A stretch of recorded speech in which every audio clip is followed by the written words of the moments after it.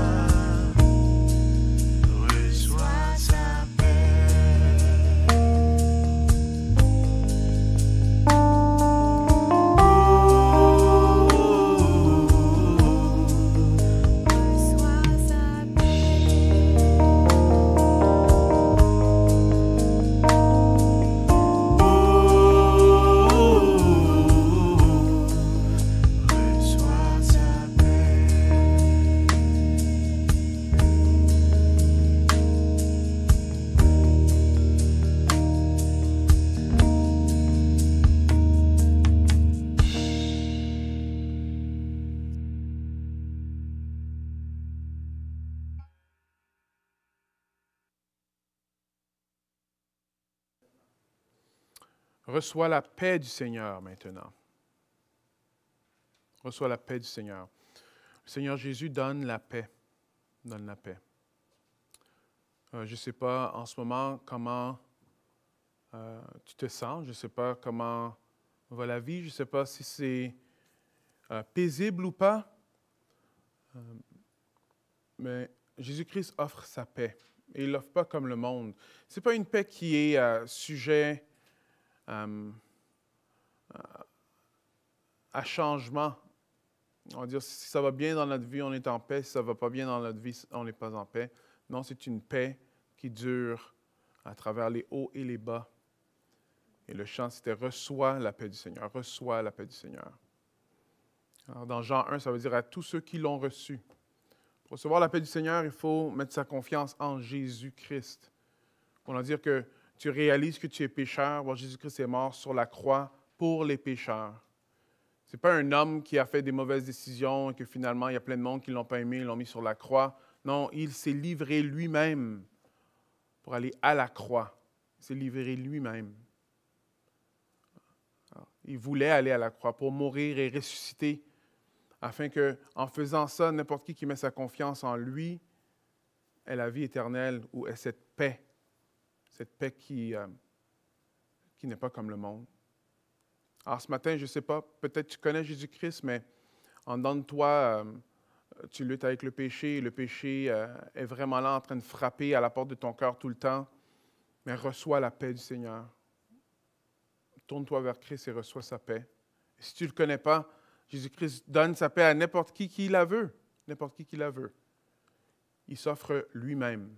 Et comme on va voir aujourd'hui, il est l'étoile du matin. L'étoile du matin. Et il s'offre lui-même. Il se donne lui-même. Il se donne lui-même. Alors, j'aimerais commencer par un mot de prière. Après, on va aller dans notre texte d'aujourd'hui. Et priez encore. Prenez un temps pour prier et demander à Dieu. Seigneur, parle-moi ce matin. En prions ensemble. Ô Éternel, parle-moi ce matin. Continue à me parler, Seigneur. Seigneur, on entend tes mots qui parlent à des églises. Mais on sait que ce message-là est assez bon, est bon, pas assez bon, mais est bon pour non seulement les églises qui étaient dans le temps, mais les églises à travers tous les temps. Et non seulement qu'on sait que c'est des messages aux églises, mais je pense que c'est impossible de lire à travers les 7 églises et se détacher du message. Souvent, ça va nous parler directement à nous. Alors Seigneur, je te prie, Seigneur, que nous, on puisse s'appuyer sur toi, te faire confiance, te laisser nous diriger. Pas, Seigneur, compromettre ou tolérer des choses qui ne viennent pas de toi, Seigneur, dans notre façon de penser, dans notre façon de voir les choses. Mais au contraire, Seigneur, qu'on puisse s'attacher à ta vérité, Seigneur. Parce que quand on suit tes commandements, bon, la paix, on la ressent. Tes commandements, ce n'est pas des punitions pour nous, au contraire, Seigneur. C'est comme ça que tu nous as créés, pour suivre tes voies, pour t'adorer toi. Alors, Seigneur, parle-nous encore ce matin. Je prie pour n'importe qui ce matin qui est découragé. Je prie, Seigneur, que ta paix puisse venir les habiter. Je prie pour n'importe qui, Seigneur, qui est essoufflé, qui trouve que c'est lourd, qui trouve qu'il n'y a pas de fin. Je te prie, Seigneur, que ta paix en ce moment puisse aller les habiter. Je te prie pour ceux qui peut-être voient des grosses montagnes devant eux et ils sont incapables, ou ils pensent qu'ils sont incapables de surmonter n'importe quelle épreuve qui est dans leur vie. Seigneur, je prie pour la paix dans leur vie, Seigneur éternel. Je prie qu'ils puissent se tourner vers toi, reconnaître leurs péchés et, Seigneur, les mettre au pied de la croix et t'accepter comme Seigneur de tout, Seigneur. On a besoin de toi, en ton nom, Jésus. Amen. Amen. Aujourd'hui, on va passer dans une église, qui est Thyatire. C'est la plus longue lettre dans les 7 lettres. Alors, j'aimerais qu'on prenne juste un petit temps en ce moment pour passer à travers, parce que je crois que le message est très clair et je pense que c'est un message qui est très bon pour nous.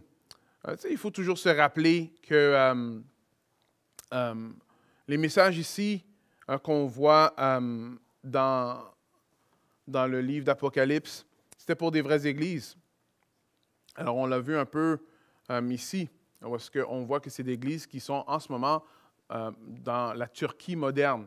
Et oui, il y a beaucoup d'archéologie qui est faite dans cette partie du monde-là.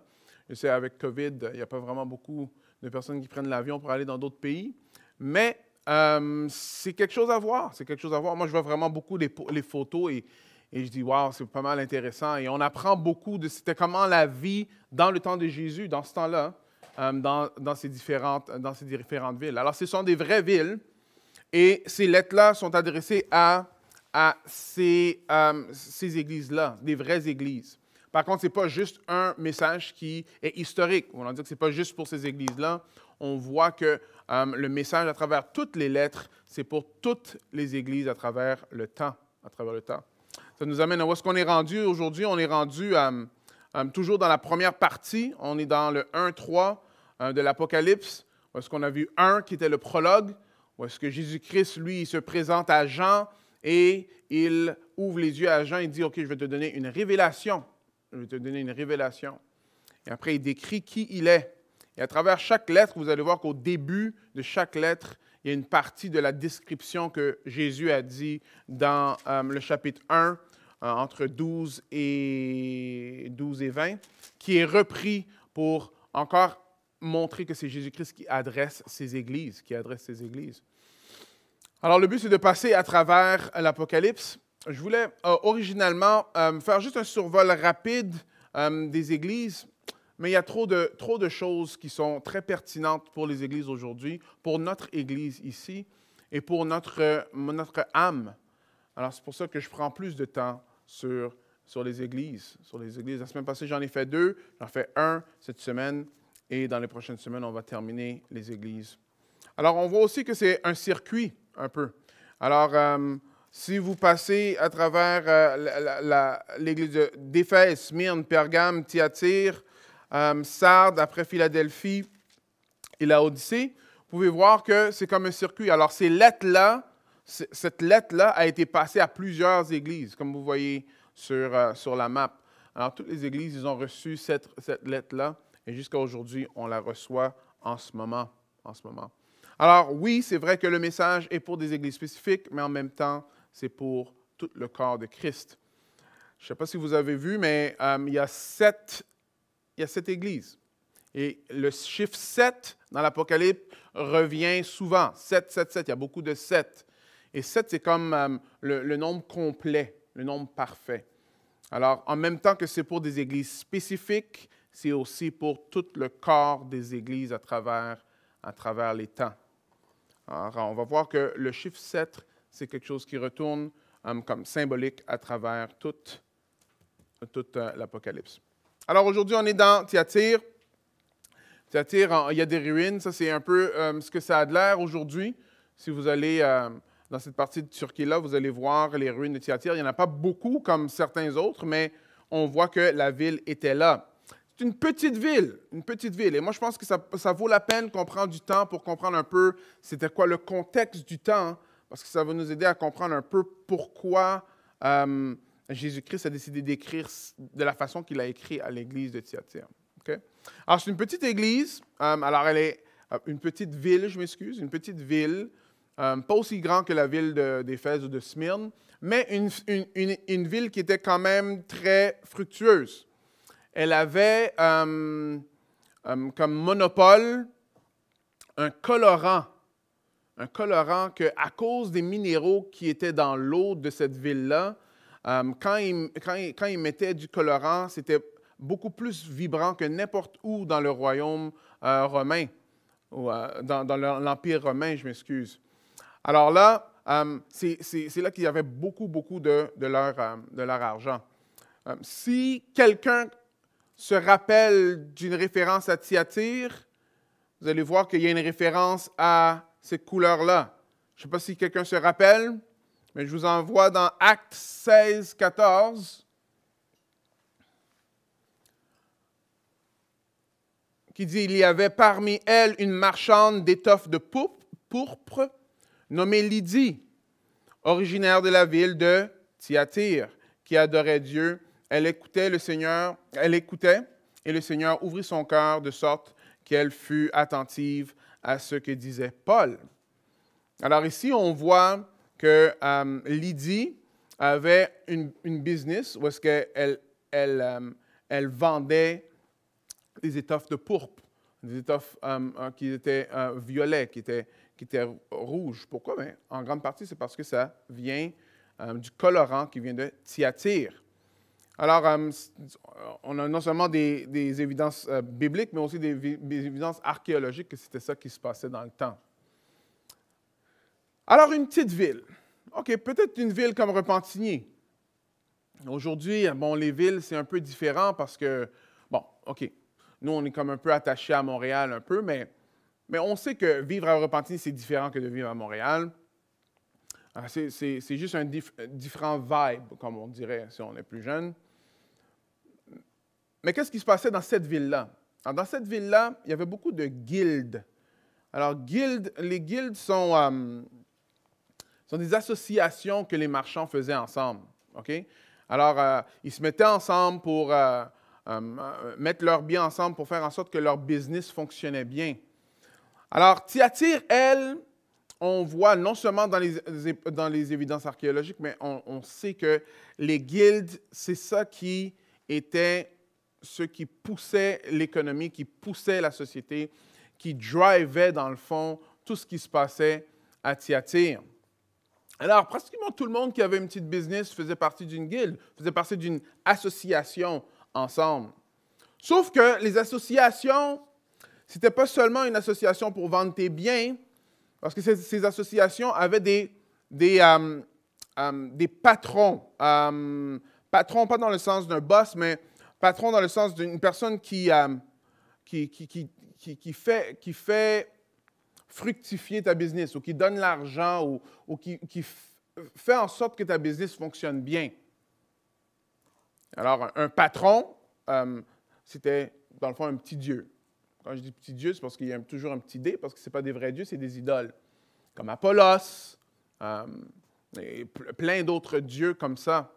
Alors, quand tu faisais partie d'une guilde, tu faisais aussi partie de tout ce qui avait à faire avec le Dieu qui pourvoyait pour cette guilde-là. Alors, il y avait souvent des parties ou des hommages qu'on faisait au patron de ces guildes-là. Il fallait que tu y assistes. Alors, une des choses qui était vraiment forte dans cette ville-là, c'était des célébrations qui se faisaient dans les temples de ces dieux-là. Alors, imaginez la situation. Vous vendez des chandails, peut-être même des chandails rouges, je ne sais pas. OK? Le monde, ils aiment vos chandails. Pourquoi? Parce que vous avez des connexions à travers la ville et ils travaillent ensemble. Et quand il leur manque des chandails rouges, ils vont dire, oui, va voir ce gars-là parce que lui, il y a des chandails rouges. Alors, tout le monde travaille ensemble et ça fait fructifier votre business et vous êtes capable de manger et ça pourvoit pour votre famille et ça va bien. Mais là, on vous invite à la célébration de celui qui pourvoit pour la guilde. Ça veut dire le Dieu, on va dire Apollos. Et c'est dans son temple. Dans son temple. Alors, ça commence comme ceci. Merci d'être venu parmi nous. Prenons un verre de vin et on va faire hommage au Dieu Apollos. Apollos, le vrai Fils de Dieu.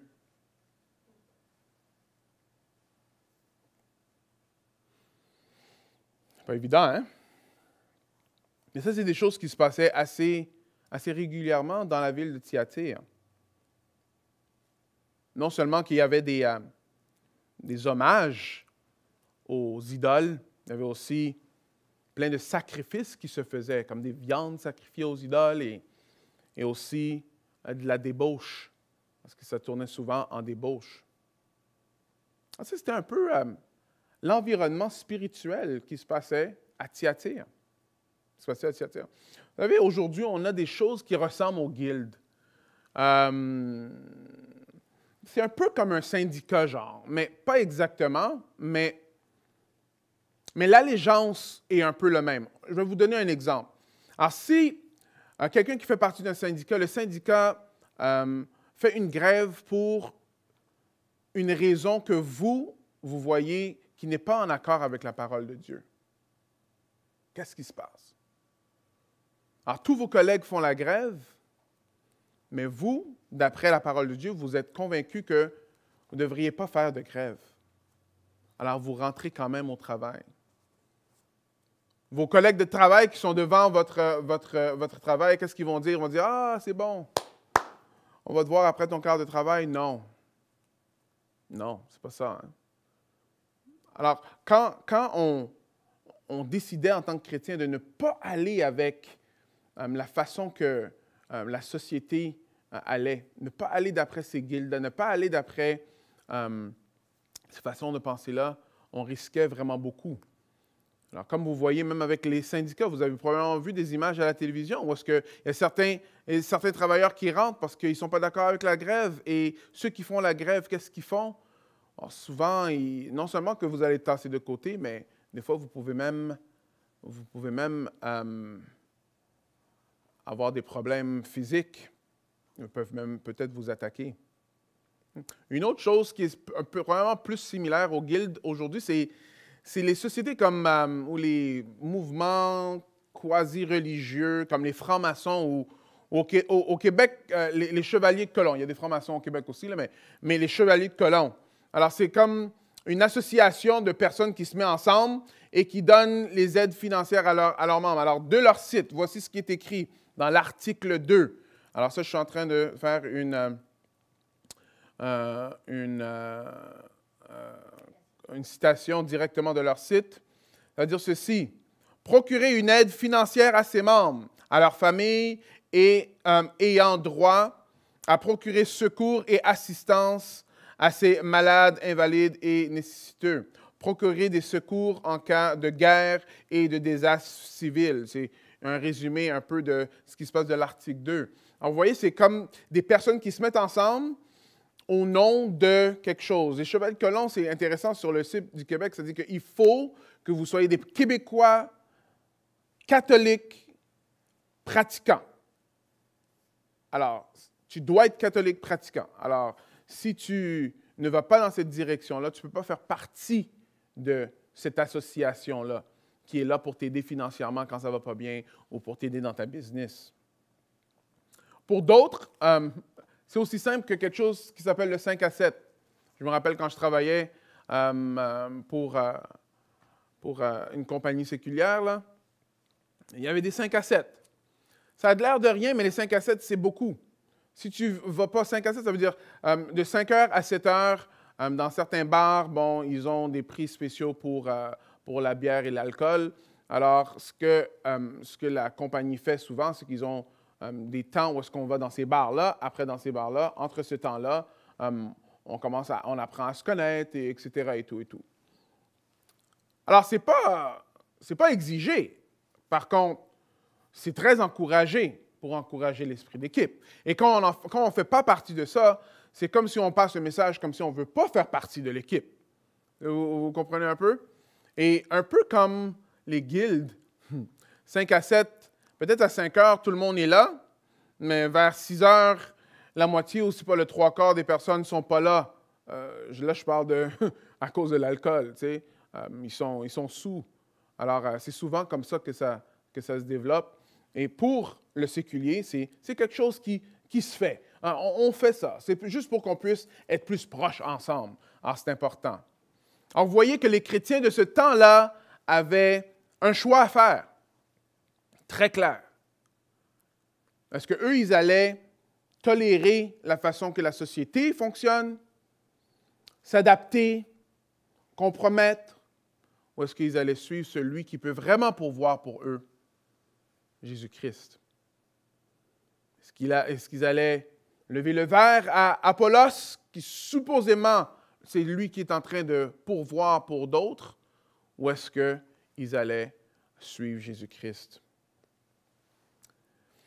Alors, que pensez-vous de la tolérance? Hein?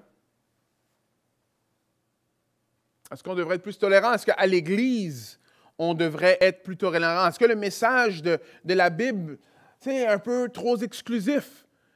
Est-ce qu'on devrait l'adapter un peu à la philosophie d'aujourd'hui, afin que d'autres personnes puissent mieux aimer ce qui est écrit dans la parole de Dieu? Ils aimeraient plus Jésus si on met un peu d'eau dans notre vin. Parce qu'il y a certaines paroles qui sont quand même assez difficiles, spécialement dans un monde qui maintenant n'aime pas ce que la Bible est en train de dire. Est-ce qu'on devrait être plus tolérant d'un autre message? Alors, c'est un peu ça qu'on va voir aujourd'hui. Comment Jésus, lui, y voit la tolérance de Thyatire. Alors, il y a des bonnes choses qui se passaient à Thyatire, mais il y avait beaucoup de tolérance de fausses doctrines, tolérance de mensonges, tolérance de messages qui disent « adaptez-vous aux philosophies de ce monde ». C'est ça qui est important. Alors, commençons dans le verset 18 et 19. Intéressant comment que Jésus-Christ commence cette lettre à Thyatire. Écoutez bien ce qu'il dit. « À l'ange de l'Église à Thyatire écrit, voici ce que dit le Fils de Dieu, dont les yeux comme une flamme ardente et les pieds comme du bronze. Je connais tes œuvres, ton amour, ta fidélité, ton service, ta persévérance. Je sais que tes dernières œuvres sont plus nombreuses que les premiers. » Alors, on vient juste de voir que dans les guildes, ils prennent le vin et ils lèvent leur coupe au nom du Fils de Dieu. Petit d, des fois même, je vais même mettre un X, même si c'est au singulier, juste pour dire que, regarde, c'est juste des idoles. Tu sais, mais ça, c'est moi personnellement. Ce n'est pas la grammaire française. Mais on voit ici qu'il s'appelle le Fils de Dieu. Alors, pour Thyatire, ça frappait fort. Jésus-Christ dit, voici ce que dit le Fils de Dieu, le vrai Fils de Dieu, celui qui doit être adoré. On ne parle pas d'Apollos, là, le fils de Zeus. Là. On est en train de parler de Jésus-Christ. Alors, les lecteurs doivent leur adoration exclusivement à Jésus-Christ. Pourquoi? Parce que c'est lui qui peut donner le bien-être économique, pas les faux dieux, pas les idoles. Il commence avec le Fils de Dieu. Intéressant aussi parce que toute cette lettre-là fait référence à un autre passage de la Bible. Alors, l'Apocalypse, là, c'est très difficile de comprendre l'Apocalypse sans avoir quand même une bonne lecture de l'Ancien Testament parce que beaucoup des images, beaucoup des allusions viennent directement de l'Ancien Testament. Directement.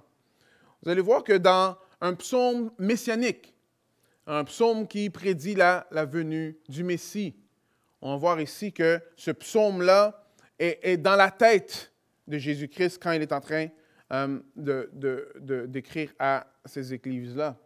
On va dans le psaume 2. Psaume 2, 6 à 9.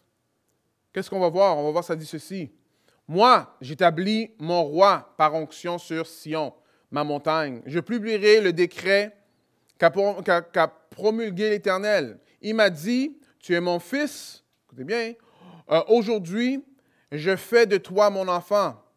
Demande-moi, que veux-tu? Je te donne en patrimoine tous les peuples de la terre et le monde jusqu'en ses confins lointains sera ta propriété. Et un sceptre de fer, tu les soumettras comme des vases d'argile, tu les briseras. Tu les briseras. Si vous voyez à la fin de la lettre à Thyatire, on va voir ça. On voit on voit ici que ça dit « Au vainqueur, à celui qui continue à agir jusqu'à la fin selon mon enseignement, Je donnerai autorité quoi? Sur toutes les nations. Il dirigera avec un sceptre de fer comme on brise les poteries d'argile. Ainsi que j'en ai reçu, moi aussi, le pouvoir de mon Père. Et je lui donnerai l'étoile du matin. Alors, on voit ici qu'il y a une allusion directe à l'Ancien Testament. Il y a aussi une allusion à Daniel, Daniel 10, qui est vraiment intéressant parce que c'est exactement les mêmes mots. Je crois que c'est Daniel 10, 6.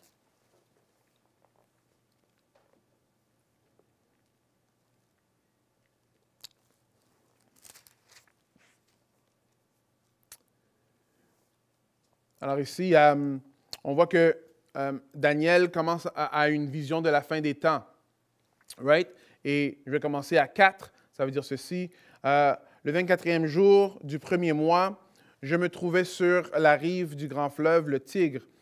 Je levai les yeux et j'aperçus un homme vêtu d'habits de lin qui portait une ceinture d'or le plus pur autour de ses reins. Son corps luisait comme de la topaze. Son visage flamboyait comme l'éclair. Écoutez bien, ses yeux étaient pareils à des flammes ardentes. Ses bras et ses pieds avaient l'éclat du bronze poli. Quand il parlait, le son de sa voix retentissait comme le bruit d'une grande foule.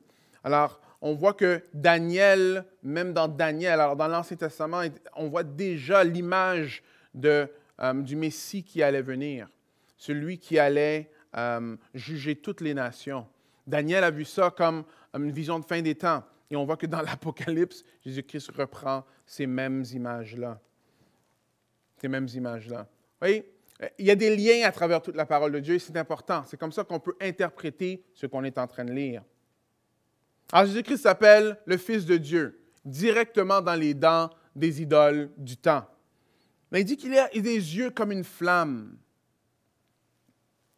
Il va dire dans verset 19, « Je connais tes œuvres. » Vous savez qu'on en a parlé dans chaque Église, mais il faut que je fasse une emphase sur ça. C'est important de comprendre que Jésus-Christ, lui, il voit tout.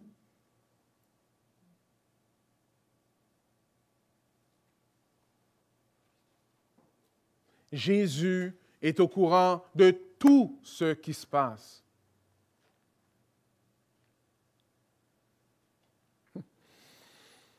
Il y a un phénomène qui est assez étrange, OK, qui se fait derrière les écrans, sur les médias sociaux, right?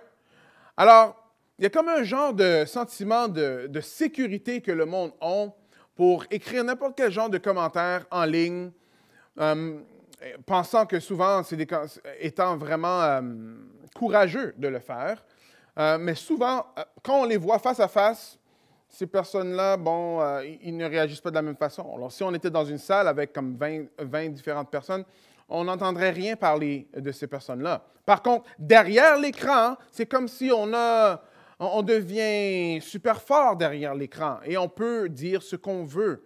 Souvent des choses blessantes ou des choses qui ont pas rapport. Mais il y a un autre phénomène qui est relié à ça, c'est derrière l'écran, on pense que personne ne nous voit.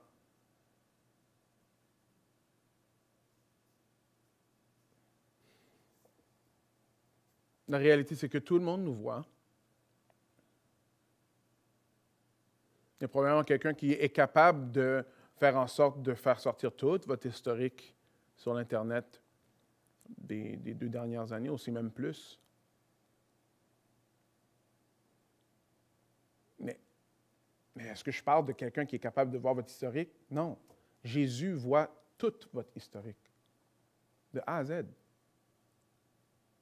Le nombre de temps que vous passez sur l'Internet, les choses que vous regardez sur l'Internet. Ah, frères et sœurs, Jésus a les yeux comme une flamme ardente. Il sait tout ce qui se passe dans ma vie. Il connaît mes péchés, il connaît mon cœur tortueux, il connaît le tien. Mais ici, rappelez-vous que Jésus-Christ dit ceci afin qu'on se tourne vers lui. Il ne dit pas ceci juste pour nous dire, OK, bon, je te vois. Non, afin qu'on comprenne que son regard est sur nous. Un couple, tu es ensemble dans la voiture et passaient beaucoup de temps ensemble dans la voiture et éventuellement, bon, regardez, il y a des choses qui se sont passées entre eux que, bon, ils devraient attendre avant qu'ils soient mariés. Alors là, ils se sentent mal, alors ils vont voir le pasteur, après ils vont dire, pasteur, il y a de quoi qui s'est passé. Et bon, c'est ça qui s'est passé. Mais ils terminent leur histoire pour dire, mais on était seuls, il n'y a personne qui nous a vus. Il n'y a personne qui nous a vus. Alors, comme il n'y a personne qui est passé, alors on n'a pas fait de scandale, il n'y a personne qui nous a vus. Mais le pasteur a répondu, oh, Dieu vous a vus. Dieu vous a vus. Je prie, Seigneur, je prie le Seigneur, je prie pour nous, afin qu'on puisse vraiment capter cette vérité-là, que le regard de Dieu est sur nous, dans tout. Ici, une flamme ardente. Il voit tout ce qui se passe dans notre cœur, même ce que les autres autour de nous ne sont pas capables de voir. Jésus, lui, il voit. Il voit et nous demande de se tourner vers lui. Je prie que ça puisse être une réalité dans notre vie, qu'on puisse sentir la lourdeur de ça. Oui, c'est une lourdeur quand on fait des péchés, mais en même temps, ce n'est pas nécessairement une lourdeur, parce que ça peut être aussi une bénédiction pour ceux qui vivent en suivant Jésus-Christ. Ou quand on se repent, parce que ça veut dire que son regard est sur nous. Et il sait ce qui se passe dans notre vie, et il est en contrôle de tout, et il ne va pas nous lâcher. Mais rappelez-vous qu'il nous voit, il te voit, il me voit. S'il y a quelque chose qu'on retire de ces lettres-là, parce que c'est répété dans chaque lettre, c'est que Jésus-Christ nous connaît. Et en plus de tout ça, quand on va dans le verset 22, après avoir expliqué ce qui se passe, la réprimande, il va dire « Ainsi toutes les églises reconnaîtront que je suis celui qui sonde les pensées et les désirs », dans le verset 22. Alors si vous allez dans le verset 22, Jésus-Christ va dire « Ainsi toutes les églises reconnaîtront que je suis celui qui sonde les pensées et les désirs secrets. » Vous voyez, Jésus-Christ reprend afin qu'on reconnaisse qui il est. Dans le groupe Vie, j'ai partagé ça, je passais à travers Ézéchiel et on voit régulièrement, c'est juste des condamnations qui sortent un après l'autre, une après l'autre, une après l'autre, une après l'autre. Mais à chaque fois, c'est écrit « afin que vous reconnaissiez que je suis l'Éternel ». L'Éternel il veut se faire connaître. Et il va même punir afin qu'on puisse connaître. Et ici, Jésus-Christ dit qu'il va, dans le fond, livrer à la mort les disciples de Jézabel afin que les églises savent que lui, il connaît les pensées de chacun d'entre nous, de toi et de moi, et nos désirs secrets. Nos désirs secrets. Frères et sœurs, repentez-vous. Repentons-nous. Ami, repens-toi. Lâche la direction du péché. Ça ne va pas dans la bonne direction. Jésus-Christ nous dit de se retourner vers lui. Alors, allons dans verset 19. Verset 19, ça continue en expliquant que je connais tes œuvres. Alors ça, c'est les félicitations que Jésus-Christ donne. Il dit, je connais tes œuvres, ton amour, ta fidélité, ton service, ta persévérance. Alors, je connais tes dernières œuvres sont plus nombreuses que les premières. Alors, il voit que, bon, il y a de l'amour, il y a de la fidélité, il y a de la persévérance. Thyatire, c'est une église de cœur. Hein? Ils aiment les autres. Ils aiment. Et ils veulent aimer les autres, ils veulent montrer leur amour, ils veulent montrer leur fidélité, ils veulent servir. Et ils persévèrent dans tout ça. Et en plus, on voit que c'est une église qui a de nombreuses œuvres qui sont plus que ce qui était avant. Alors, c'est une église qui, dans leurs œuvres, s'améliore ou en fait plus. Alors Jésus-Christ voit ça. Il voit ça. Et c'est une bonne chose. Honnêtement, si on compare cette église-là à l'église d'Éphèse, c'est comme le contraire de l'église d'Éphèse. L'église d'Éphèse faisait attention à tout ce qui était la vérité et tout ce qui était enseigné. Mais le cœur n'était pas là. Mais là, ici, le cœur est là, mais tout ce qui est enseigné, il le tasse de côté, comme on va voir dans les prochains versets. Alors, c'est important de comprendre ça. Parce que souvent, dans les églises, même aujourd'hui, c'est ça qui est en train d'être dit. Est-ce qu'on va servir les pauvres dans notre communauté? Est-ce qu'on va aller aimer la ville? Est-ce qu'on va être plus dans la ville? Ou est-ce qu'on passe plus de temps dans la Bible à étudier et à connaître davantage ce que la parole de Dieu dit? Well, la parole de Dieu nous dit oui. Il faut faire les deux. Ce n'est pas un ou l'autre. Jésus-Christ reprend celui qui tasse la parole de côté et il reprend aussi celui qui tasse l'amour de Christ, le côté. Alors, qu'est-ce qui se passait dans l'Église à Thyatire? Pourtant, j'ai un reproche à te faire. Tu laisses cette femme, cette Jézabel, qui se dit prophétesse, égarer mes serviteurs en leur enseignant à pratiquer au culte des idoles, en se livrant à la débauche et en mangeant les viandes sacrifiées aux idoles. Je lui ai laissé du temps pour qu'elle change, mais elle ne veut pas renoncer à son immoralité. Après, il va donner le jugement. Voici, je la jette, elle, son compagnon de débauche, sur un lit de grande détresse, à moins qu'il ne change et qu'il ne renoncerait à agir à son enseignement. Pour comprendre un peu ce qui est en train de se passer, parce qu'on n'a pas les enseignements de cette personne-là. Mais cette personne-là est comparée à Jézabel. Jézabel, honnêtement, je ne connais pas beaucoup de Jézabel, personnes qui ont été appelées Jézabel. Pourquoi? Parce que Jézabel n'est pas un nom qu'on veut nécessairement donner à nos enfants ou à nos filles. Pourquoi? Parce que dans l'Ancien Testament, on montre quel genre de personne qu'elle était. Jézabel, c'était une personne cruelle, méchante et une adoratrice d'idoles. Alors, son père était un idolâtre et elle aussi, c'est une idolâtre. Elle se plie devant le dieu, petit d, des fois on peut même X, Baal. Un dieu où est-ce qu'on allait, on allait devant cette idole-là pour avoir de la prospérité, peut-être même du pouvoir. Et des fois, il y a des choses affreuses qui se faisaient devant le dieu Baal jusqu'à les sacrifices d'enfants. C'est ça qu'elle suivait. Et elle voulait que le peuple d'Israël suive ce même idole-là. Alors, elle a essayé de tuer les prophètes. Elle a essayé même de tuer Élie.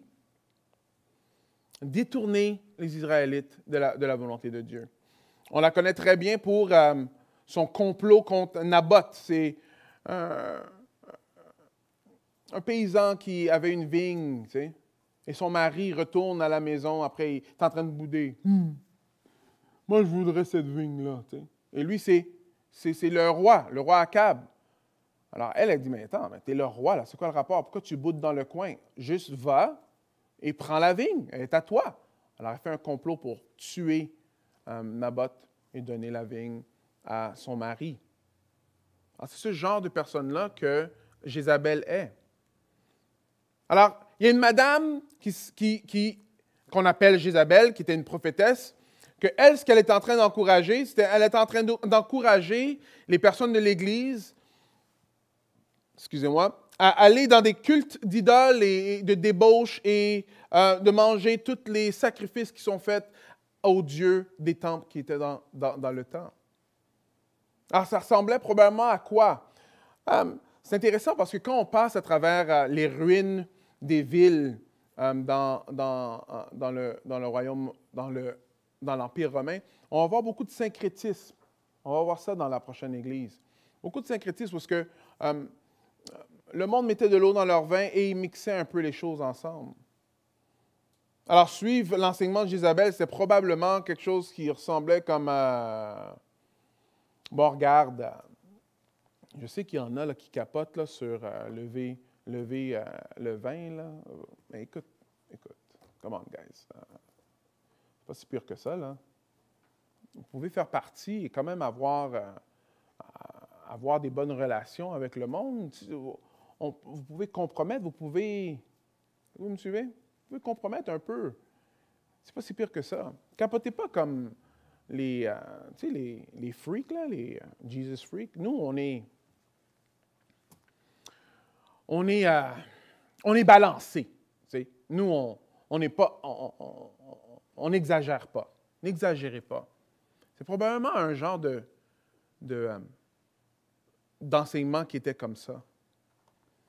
Alors, ce que Jésus-Christ est en train de reprendre, il reprend l'Église pour dire, mais pourquoi tu tolères ce genre d'enseignement-là dans l'Église? Ça détourne les personnes qui connaissent Jésus à des mensonges. Ne tolère pas ces genres de mensonges-là dans l'Église. C'est intéressant.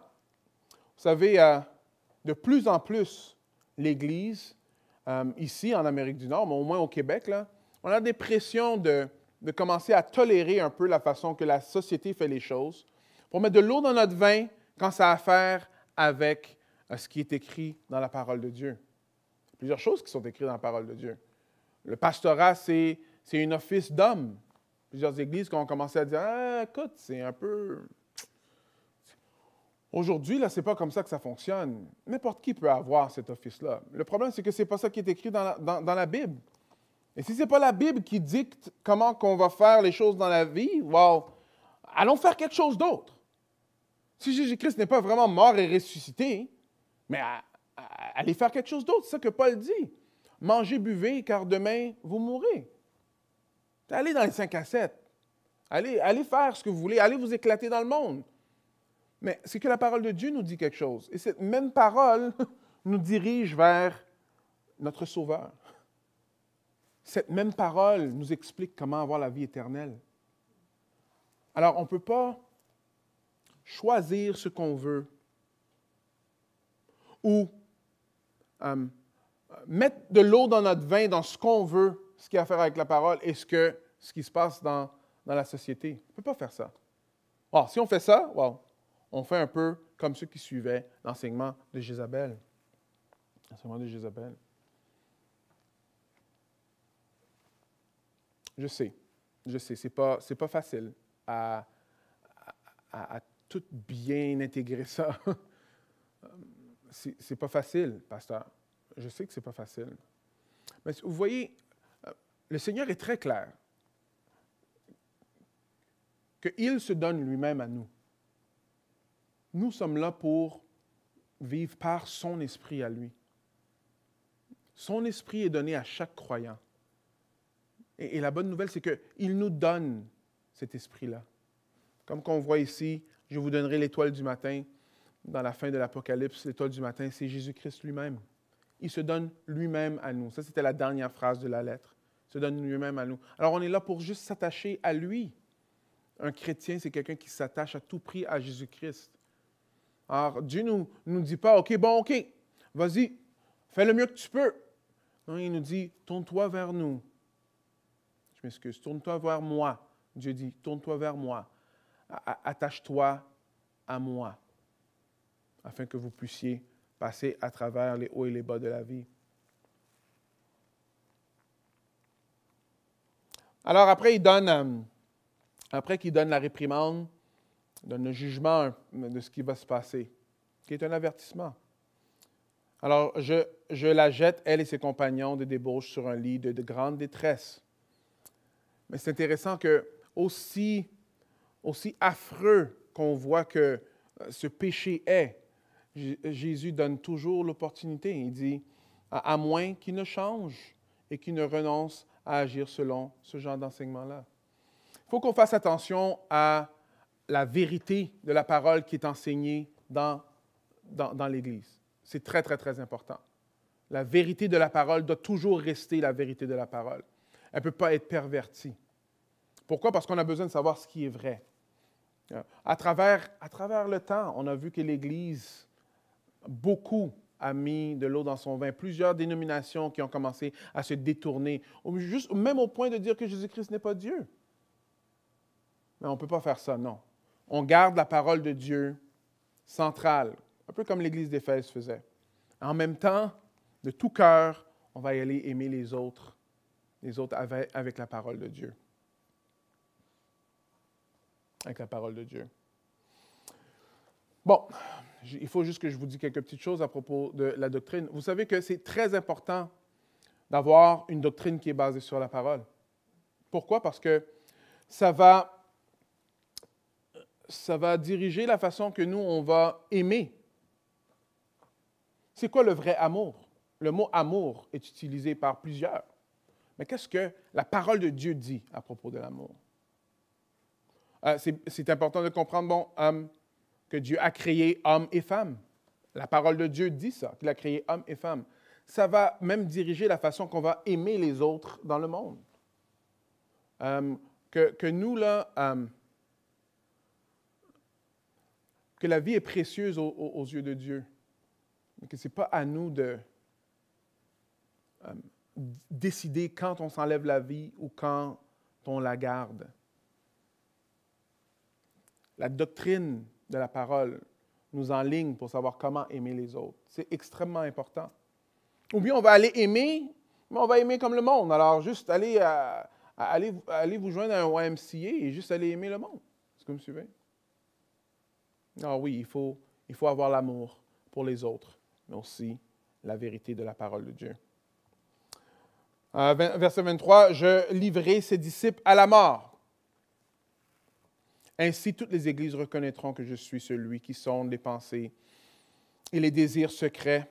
Je donnerai à chacun de vous ce que lui auront valu ses actes. » Alors, Dieu nous juge par nos actes. Et comme j'ai dit un peu plus tôt, il veut qu'on connaisse qui il est. Alors, intéressant, parce que dans l'église de Thyatire, aussi dans l'église de Sardes, il y a un groupe qui ne se sont pas pliés aux faux enseignements de Jézabel. C'est-à-dire, quant à vous, aux membres de l'église de Thyatire, vous qui ne suivez pas cet enseignement et qui n'avez pas voulu connaître ce qu'ils appellent les profondeurs de Satan, je vous le déclare.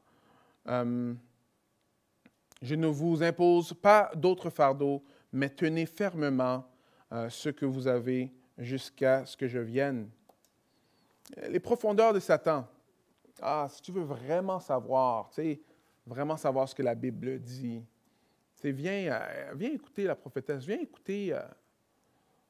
Il y a vraiment des messages vraiment cachés dans la Bible. Si tu veux vraiment comprendre, parce que moi, je comprends vraiment ce qui est écrit dans la Bible, ces genres de philosophie-là, on voit que Jésus-Christ, ici, dans le livre de l'Apocalypse, et je peux vous dire que c'est à travers le livre de l'Apocalypse qu'on entend le plus de choses comme ça, souvent. Que non, moi je connais vraiment c'est quoi le message. Viens me voir. Mais ici, Jésus-Christ dit de ne pas suivre ces choses-là, c'est des doctrines, des profondeurs de Satan. Dans ce temps-là, il y avait beaucoup de gnostiques, des personnes qui avaient la vérité, qui séparaient le corps et l'esprit. Et ils disaient que Jésus-Christ n'était pas vraiment venu à 100% homme, 100% Dieu, c'était juste un esprit. En tout cas, plein de choses comme ça, juste pour, dans le fond, tolérer des faux enseignements et suivre dans le compromis. Il faut faire attention à ça. Faire attention à ça. Alors, le dernier verset est « Le vainqueur à celui qui continue à agir jusqu'à la fin selon mon enseignement. Je donnerai autorité sur les nations. Il dirigera avec un sceptre de fer comme on brise les poteries d'argile, ainsi que j'en ai reçu, moi aussi, le pouvoir de mon Père, et je lui donnerai l'étoile du matin. » Alors, j'ai parlé de ça, mais je termine avec ceci. Très intéressant. Plusieurs d'entre nous... si on lit ce verset-là, qu'est-ce que tu veux dire qu'on va diriger avec un sceptre de fer? Parce qu'il dit à celui qui est vainqueur, à celui qui persévère jusqu'à la fin, Je lui donnerai autorité sur les nations. Moi, je pensais que aller au ciel, c'était aller rejoindre les chrétiens que je connais et avoir un bon temps ensemble en adorant Dieu. Mais c'est plus que ça. Vous voyez, notre idée de ce qui se passe après la mort doit venir de la parole de Dieu. Et ici, on voit que Jésus-Christ dit, « Je donnerai autorité sur toutes les nations. » Et il les dirigera avec un cercle de fer et brisera, comme on brise les poteries d'argile. Ainsi, j'en ai reçu, moi aussi, le pouvoir de mon Père. On va comme partager un peu le pouvoir de Christ et on va juger les nations. C'est écrit ici. On ne va pas juger les nations parce qu'on est meilleur que les autres. Parce que nous, on a mis notre confiance dans l'étoile du matin. On a mis la confiance en Jésus-Christ. Et Jésus-Christ nous montre qu'on aura autorité sur toutes les nations.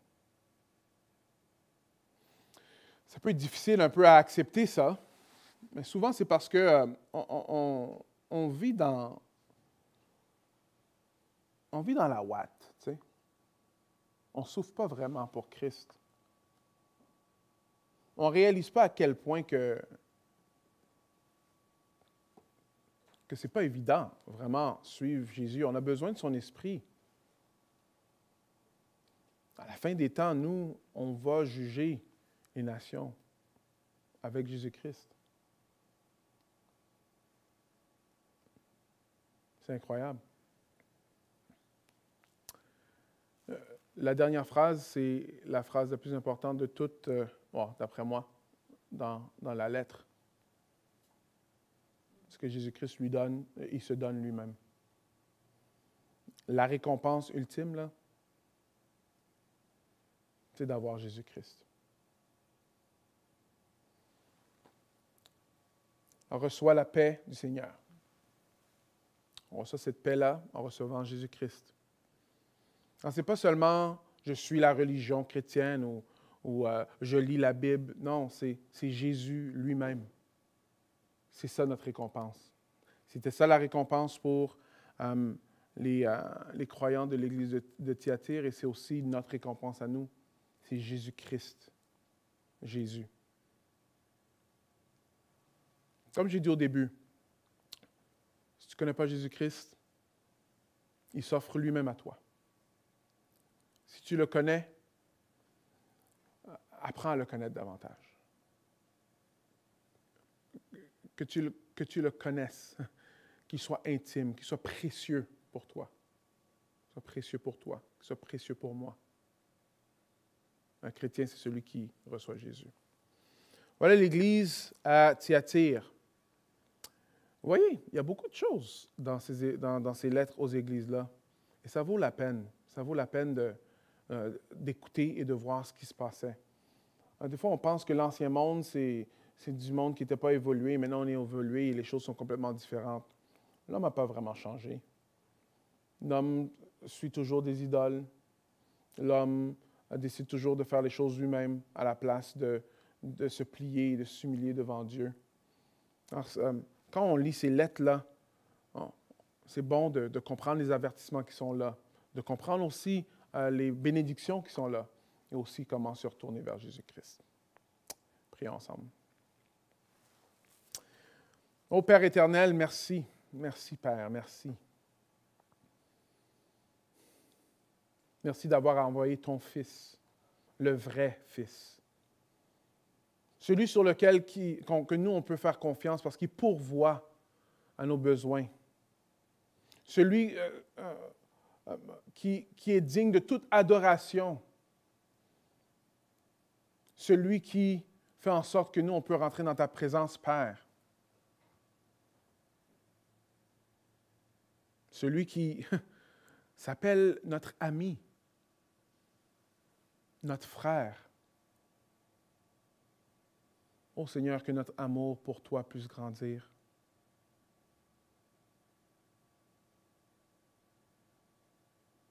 Ô Seigneur, que notre amour pour toi puisse grandir. Je te prie que l'Église de Repentigny puisse être vainqueur, puisse persévérer jusqu'à la fin, puisse te connaître toi, puisse t'adorer toi, puisse chasser les faux enseignements, puissent s'attacher à la vérité, puissent aimer ceux qui sont autour d'eux. C'est une longue liste, mais par ton esprit, c'est possible. Parce que ce qui est impossible à l'homme est possible à Dieu. Je prie ça en ton nom, Jésus. Amen. On va avoir un dernier chant et après, on va se rencontrer sur Zoom. Alors, on a envoyé par le courriel de l'Église l'adresse de Zoom. Alors, il faut juste cliquer dessus. Après, on pourra se voir et parler un peu. Alors, bonne semaine.